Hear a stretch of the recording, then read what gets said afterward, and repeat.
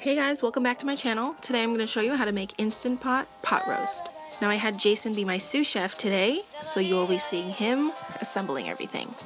Ingredients you'll need are a 2-pound chuck roast, or larger, 1 tablespoon of oil, 1 cup of beef broth, 1 cup of red wine.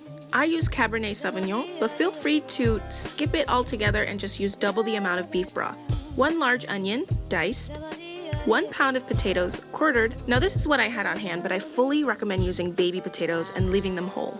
4 celery stalks, cut to bite-sized pieces. 6 to 8 carrots, cut to bite-sized pieces as well. Fresh thyme and rosemary, but feel free to use dried. And 5 to 10 garlic cloves, which are completely optional. I love garlic, but feel free to skip it if you don't. Pat dry the roast with paper towels to remove any excess moisture. This helps to ensure a crisp skin and a nice texture on the roast. Right before you place it into the hot pot, make sure to sprinkle with salt and pepper liberally on all sides. Set the Instant Pot to saute and add your oil. So after I pat dry my roast and seasoned liberally on both sides, I place it into my hot Instant Pot with oil and let it sear until both sides are golden brown. Once the roast is seared, we are going to add our beef broth, and then I got this Cabernet Sauvignon from Aldi. It's basically Aldi's version of a $2 chuck. Now once those are in, we have our base and we want to add our vegetables.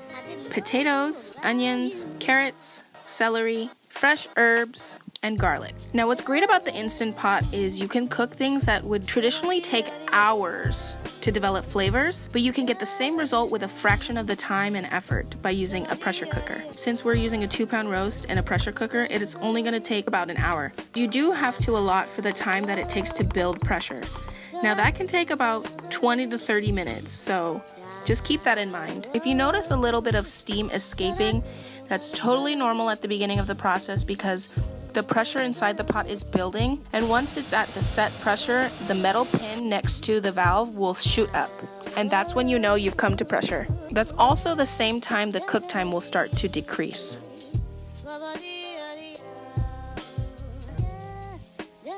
Now once the time is passed, you want to wait 10 minutes before releasing the rest of the pressure.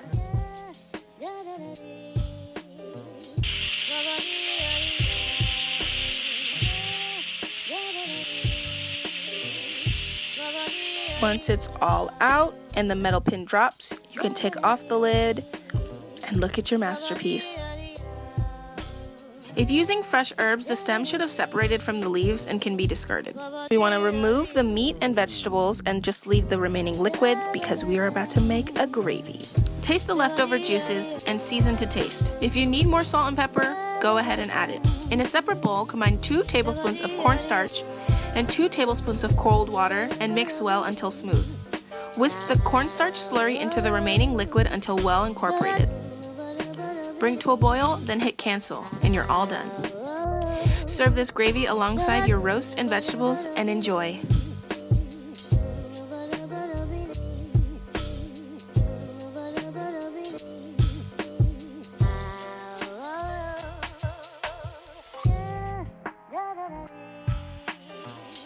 Bye-bye.